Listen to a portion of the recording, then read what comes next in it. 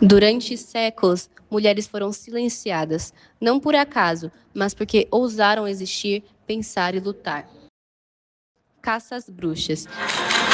Entre os séculos XV e XVII, milhares de mulheres foram executadas por acusações de bruxaria. Curandeiras, parteiras, viúvas, mulheres que sabiam demais ou que simplesmente não obedeciam. Vieram julgamentos, torturas, fogueiras.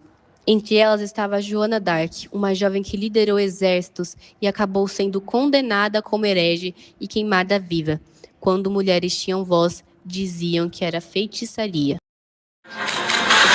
Em 1692, na cidade de Salem, o medo virou sentença.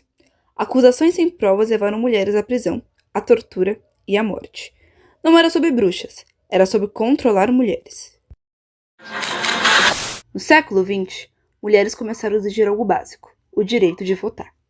Em 1913, a sufragista Emily Davison protestou durante o Pepsin Derby, de 1913. Ela foi atropelada por um cavalo e morreu dias depois. Até lutar por direitos podia custar a própria vida. As Irmãs Miribel. Em 1960, 3 irmãs enfrentaram uma ditadura. As Irmãs Miribel foram perseguidas, torturadas e assassinadas. Hoje, elas são símbolos de luta contra a violência destilada a mulheres. Say Her Name. Para muitas mulheres negras, o perigo é ainda maior. O movimento Say Her Name, fundado em 2014, surgiu para lembrar os nomes das mulheres que tentaram apagar. Porque quando uma mulher negra é morta, muitas vezes tentam apagar até a sua história. Em 2018, no Brasil, uma mulher ousou denunciar injustiças. Marielle Franco, mulher negra, socióloga, defensora dos direitos humanos, foi executada a tiros. E até hoje, uma pergunta ecoa. Quem matou Marielle Franco? Antes, mulheres eram queimadas em fogueiras. Hoje, muitas ainda são silenciadas pela violência. O método mudou, mas a tentativa de calar mulheres continua. 28 de dezembro de 1992. O corpo da atriz de 22 anos foi encontrado na zona oeste do Rio. E a violência dos golpes contra a atriz foi tanta que o coração de Daniela Pérez ficou exposto. Eu lembro daquele dia. Eu tinha saído de uma gravação, eu estava muito cansada, foi só mais um dia de trabalho. E eu entrei no carro. No meio do caminho eu parei num posto e eu nunca imaginei que seria a última vez que eu passaria por ali.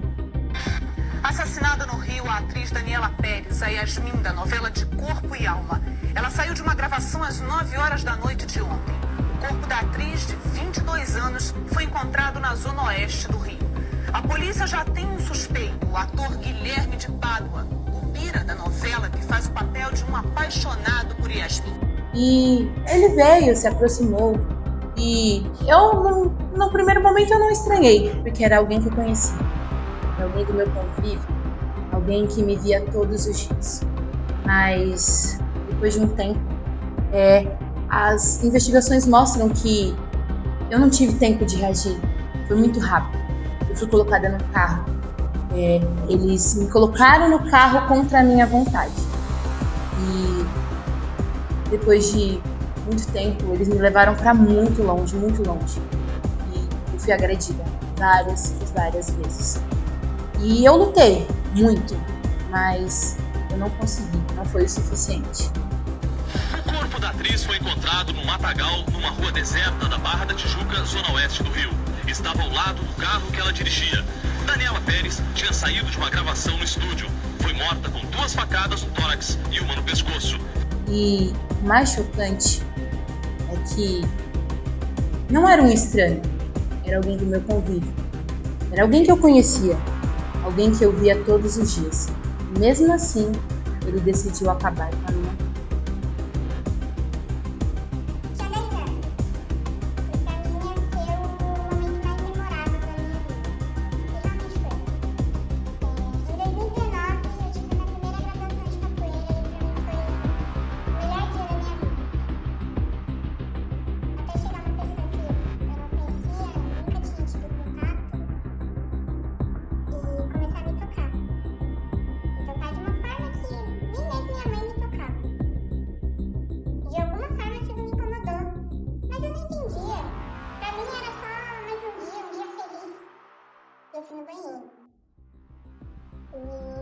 então, eu não fui mais ele. Só descobri o que era maldade de mim. Ele me tocou, falou coisas pra mim, e minha reação foi realmente sair e fugir daquela situação que eu sabia, mesmo muito nova, eu sabia que lá não era normal. Desde então, os dias não foram mais aqueles. Eu lembro daquilo com muita raiva. Não é nem medo, é raiva. Porque eu sabia que não era pra ele ter feito aquilo. No mesmo período de tempo eu achava que eu não estava no lugar certo. Mas na verdade eu estava fazendo o que eu gosto, o que eu amo. E eu nem sabia isso. Eu lembro quando eu conheci ele. Parecia um romance de novela, tudo perfeito. Mas aí, nosso relacionamento começou a mudar. Eu queria ser livre, sair, encontrar os amigos, e ele não aceitava. No dia 30 de dezembro de 1976, fomos para a casa de praia em Búzios. Foi aí que tivemos uma briga daquelas. O ciúme dele era doentio. E aí, tudo acabou. Ele atirou em mim. Foram 4 tiros.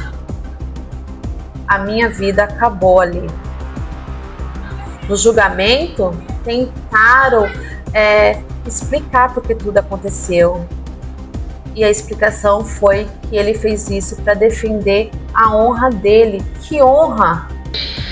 Explicar e compreender um gesto de desespero, uma explosão incontida de um homem ofendido na sua dignidade masculina. Como se a minha vida pudesse ser tirada por causa disso.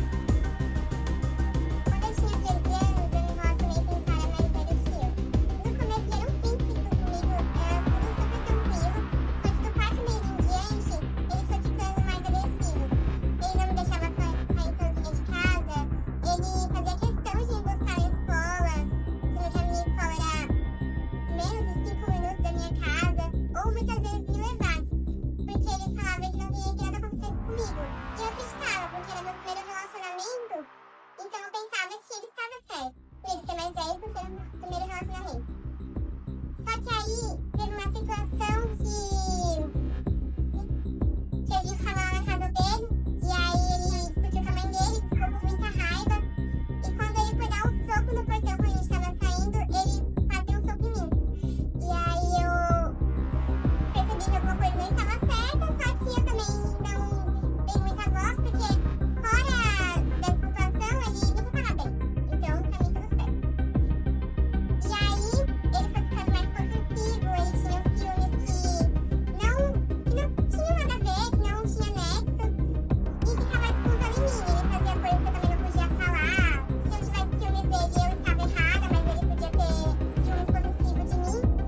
E teve uma situação que eu estava na casa dele, e ele tentou fazer alguma coisa comigo, só que eu não quis. Só que eu pensei, se ele é mais velho, ele já teve outros relacionamentos, então ele deve estar certo. Se eu quero ter algum futuro com ele, algum futuro sério com ele, então eu posso, então eu tenho que ouvir o que ele tá falando. E aí, depois desse dia em diante, tentou fazer coisas comigo enquanto eu estava dormindo. E quando a gente terminou, no caso, quando ele terminou comigo, ele foi na minha casa, porque eu fiquei com uma outra pessoa, e ele, quando foi partir pra cima de mim, ele me deu um beijo na testa e falou que não vai ser o meu beijo.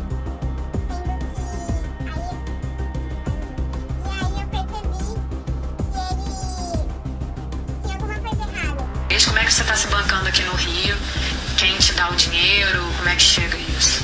Quem paga o hotel ele manda o funcionário dele pagar o hotel e vir trazer dinheiro para poder me alimentar. Só isso também. Fora isso, não tá dando ajuda, não tá dando nada. E quando você precisa de alguma coisa, você procura quem? Eu passo rádio pro funcionário do empresário dele, aí ele pega e vem trazer dinheiro. Só, mais nada, mas só o necessário do necessário para me manter mesmo. Tudo começou com uma promessa. que tudo iria dar certo, que ele assumiria o nosso filho. Mas só ficaram nas promessas. Logo começaram as ameaças. Você, não sei se eu te mato, não sei o que eu faço. Eu falei assim, se me matar é pior porque as pessoas vão atrás de você. Aí ele falou assim, Aí ele pegou e falou, mas se eu te matar e te jogar em qualquer lugar, eles não vão descobrir que fui eu. E eu pensei, fiquei com medo, procurei ajuda, denunciei, mas não fui ouvida. Mas mesmo assim, fui até Minas Gerais, na esperança de ter uma conversa para poder acertar todas as coisas. Mas ao chegar lá, logo percebi que não ia ser somente uma conversa e que provavelmente eu não sairia viva. E foi justamente isso que aconteceu. As investigações disseram que eu fui levada para um sítio do Bruno, mas logo depois sumi. Depois da volta do goleiro para o sítio, perguntou por Elisa e pela criança quando ouviu do adolescente. Ela já era.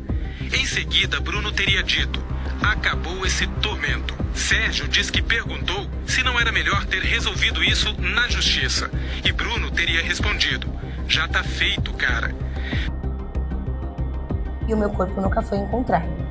Sim, ele foi condenado pelo sequestro, pela minha morte, mas a questão é que ninguém consegue responder, né? É onde está o meu corpo? Pois é, e o direito de se despedir, né, foi tirado da minha família. E o meu filho, que nem soube o que aconteceu com a própria mãe, com o corpo da própria mãe. Como fica isso?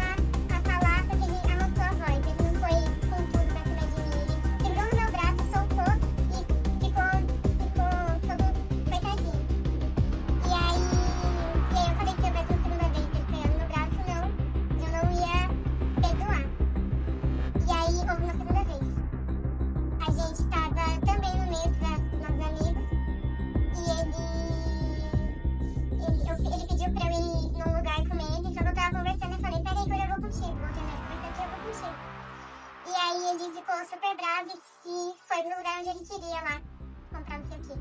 E aí eu terminei de conversar e fui atrás dele. Beleza. E aí ele foi. E, enfim, eu fui até ele. Aí ele não olhou pra minha cara, eu tava parada na frente da loja, não olhou pra minha cara, ele passou reto. E eu, de novo, fui atrás dele. Só que eu não falei com ele, eu passei reto. Ele tava aqui e eu fui e passei reto por ele. Aí depois deu uma risadinha, pegou meu braço de novo e me puxou pra falar com ele. E aí eu fui lá, soltei e falei: não gosto que você pegue meu braço, para de pegar meu braço que eu não gosto disso. E isso foi no sábado e terça-feira eu terminei com ele. Porque eu sabia que se eu desse uma terceira vez, provavelmente seria algo muito mais sério do que só ele pegar meu braço. Ele já tentou fazer muita coisa comigo, né? Tipo, pra me chorar na cara, chorou outra vez. Aí tipo, tá bom, não sei nem coisa, eu nunca tenho coragem de denunciar ele. Eu tinha 15 anos e tava grávida. Eu morava em Itaúeira, no Piauí, com a minha família. Mesmo sendo muito jovem, eu pensava muito no meu filho, em como a minha vida mudaria quando ele nascesse. Na noite do dia 24 de março de 2025, parecia só mais uma noite em que eu estava sozinha em casa. Mas algo aconteceu. Alguém entrou no meu quarto naquela noite. E ali mesmo, no meu quarto, dentro da minha própria casa, eu fui esfaqueada. A primeira pessoa a me encontrar foi a minha mãe. Quando chegou na igreja, abriu a porta e eu estava caída.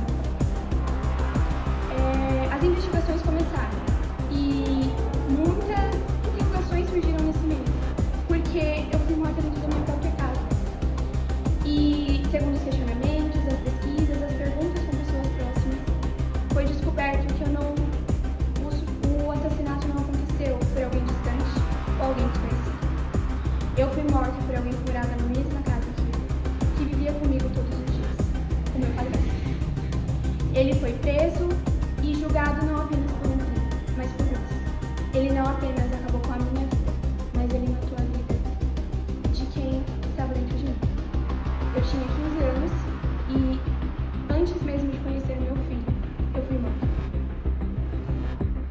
Na minha outra escola, tinha professor que ele era muito próximo da gente e acabava fazendo brincadeiras.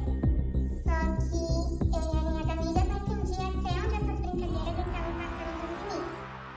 Então, as falas dele acabavam passando um pouco e a gente não queria falar para a coordenação porque ele era muito querido com os alunos e com a coordenação.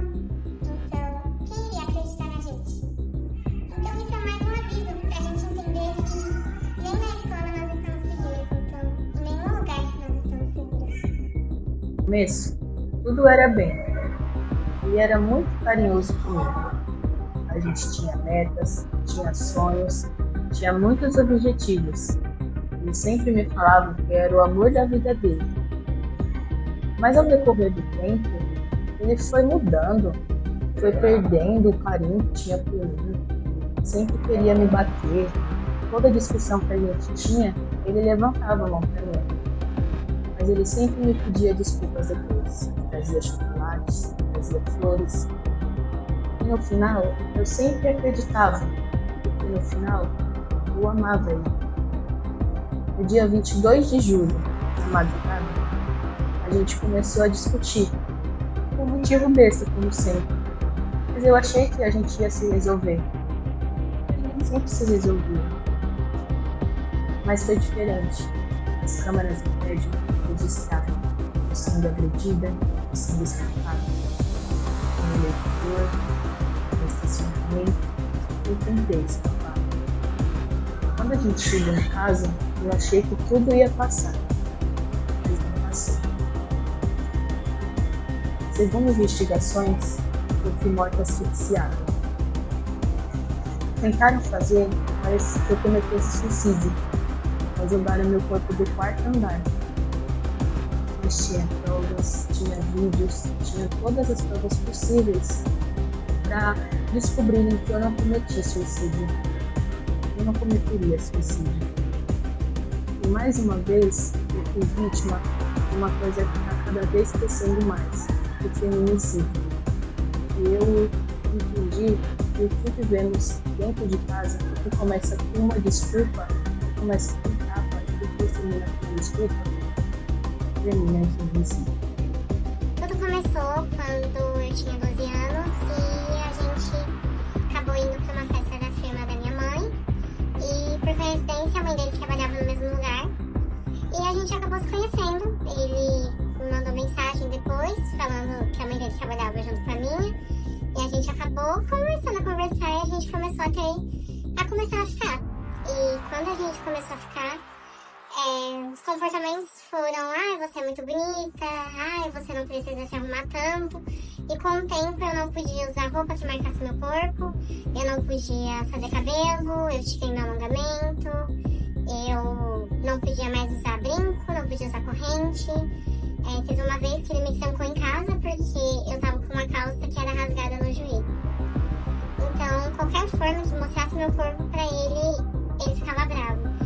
E aí teve um dia, ele gritava, e aí teve um dia que a gente ia sair, e eu falei pra ele que ele tinha uma luta, e dessa luta a gente ia pra um restaurante, e eu tinha um compromisso no dia, no horário da luta, e eu não ia conseguir ir no horário da luta pra poder sair, mas ele ia conseguir no horário do restaurante. E nisso ele me deu um murro na costela, e ele falou que não, que o que eu ia fazer, que eu não ia estar com ele, se não fosse pra estar com ele, eu não ia estar com ninguém, e me trancou em casa. Então não foi uma, não foi duas vezes que ele me bateu, ele me batia no cotidiano, qualquer coisa. Teve uma vez que a gente tava sentado, onde eu falei pra ele que eu não queria mais nada com ele, e meu celular tava no criado mudo do lado e chegou uma notificação da minha mãe. E ele me perguntou quem era, e pra gente estar discutindo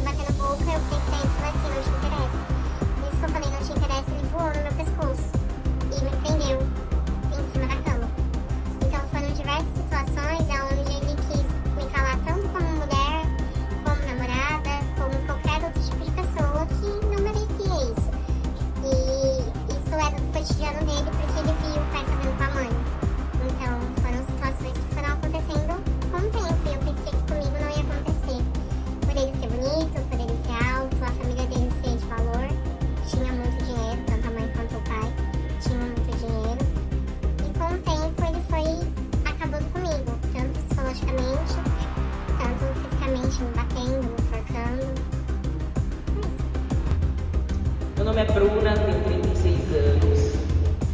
Eu tenho uma filha de 18 e um filho de 13 do meu primeiro relacionamento. Foi um relacionamento que eu tive tóxico e abusivo. Dentro desse relacionamento, eu sofri todos os tipos de agressões. A última vez que eu fui agredida, eu estava grávida do Kaique. O Kaique, o pai dele colocou a mão em mim numa segunda-feira, né? Como eu estava gestante, ele não me agrediu de uma forma assim muito bruta, né? Ele me deu um tapa na minha cara e virou o meu braço para trás como se quisesse torcer o meu braço. Esse é o gestante do Kaique de 9 meses, o Kaique já estava perto de nascer. E aí ali eu determinei que ele não ia mais colocar a mão em mim, que ele já estava quase praticamente 1 ano e meio me batendo. E ali eu decidi, ali pra mim já foi a gota d'água. E aí foi quando eu peguei as minhas coisas e fui embora. Só que pra tentar sair desse relacionamento, ele colocou fogo na minha roupa e no meu documento. Então eu saí da casa dele só com a roupa do meu corpo. Eu tinha que me vestir da forma como ele achava que ficava bom pra mim. Eu já cheguei a ouvir dele que eu tinha que me vestir mais feia possível, que era pra ninguém mexer comigo na rua. Só que aí eu arrumei outro trabalho, né? Precisei trabalhar, até mesmo no caso da Laura e do Kaique. E aí não acabou as agressões, porque eu sofria dentro da minha casa, dentro da onde eu morava com meu ex-marido. Eu comecei a sofrer fora. Ele começou a entender os meus horários, a ir atrás de mim na rua, jogar o carro em cima de mim na calçada. Ele descobriu onde eu trabalhava, ia na minha empresa, tentava entrar na empresa. Lá ele só não conseguia entrar porque tinha segurança. Mas às vezes ele ficava me esperando escondido em algum lugar. E aí me agredia na rua. E infelizmente a nossa lei ela é falha. Então esse cara ele tem 18 boletins de ocorrência nas costas dele, para vocês terem noção de que muitas vezes ainda assim as mulheres são mortas porque não dá tempo, né? Porque é tão falha a nossa justiça que não dá tempo. E o primeiro BO que saiu dele foi 3 anos depois. 3 anos depois que saiu, aí eu fui no fórum e aí o juiz perguntou assim pra mim: o que tá acontecendo? Aí eu falei assim: eu quero saber de qual dos 18 boletins você tá perguntando. Aí ele falou assim: ah, tá. Aí ele especificou e eu falei: ó, acontece o seguinte, eu sofri agressões, eu me separei, ele continuou me perseguindo, ele tentou sequestrar as crianças. Então é muita coisa que eu vivo desse cara e só 3 anos depois que sai, né, que vem a júri. E aí ele foi processado e ele simplesmente pagou 24 cestas básicas. E aí a primeira coisa que você pensa é: por que essa mulher não sai dessa situação, né? É muito fácil falar isso. Mas para mim, que já estive dentro da situação, a gente tem medo, né? Porque tá ali, ele tá batendo, mas ele ainda tá assim: se você me largar, eu mato sua mãe. Se você me largar, eu mato seu irmão. Se você me largar, eu te mato. Então, além dele te agredir, ainda tem as ameaças por trás disso. E assim, pra mulher conseguir sair, eu vou ser bem sincera com você, é muito difícil ela já apanhar a primeira vez e ela sair. Porque o cara que ele é narcisista, o que ele faz? Ele te bate. E aí no outro dia, ele vem com um buquê de flor e fala assim: me perdoa, eu não vou fazer mais. E aí você acredita, você dá a segunda chance. E tem o tempo que ele te bate e ele fala assim: eu fiquei nervoso por sua culpa. Esse também é um traço do narcisista. Além dele te bater, ele coloca que a culpa era sua. Entendeu? Dentro do meu segundo casamento, eu já sofri agressões psicológicas. Então, tipo assim, se eu tinha um problema com meu ex-marido e eu precisava resolver com ele, e ele ficava muito nervoso, ele socava a parede. Aí um dia eu olhei pra cara dele e falei assim: ó, eu estou saindo, é melhor eu sair agora enquanto eu tenho vida, porque qualquer dia esse soco vai entrar na minha cara, porque eu já passei por isso. Por mais que ele falasse que não, ali era só o jeito dele ser agressivo, né, dele se expressar. Eu falei assim: o mal das pessoas é achar que a agressão é só quando ele enfia o soco na cara. Isso também é agressão, e eu não quero mais ver isso. E aí foi quando eu saí. Então os meus 2 relacionamentos foram tóxicos e abusivos. Eu vivo por Eloá. Eu vivo por Catiane. Eu vivo por Vanessa. Eu vivo por Jéssica. Eu vivo por Priscila. Eu luto por Sibeli. Eu vivo por Gabriela. Eu vivo por Vitória. Eu vivo por Tainara. Eu vivo por Gisele. Eu vivo por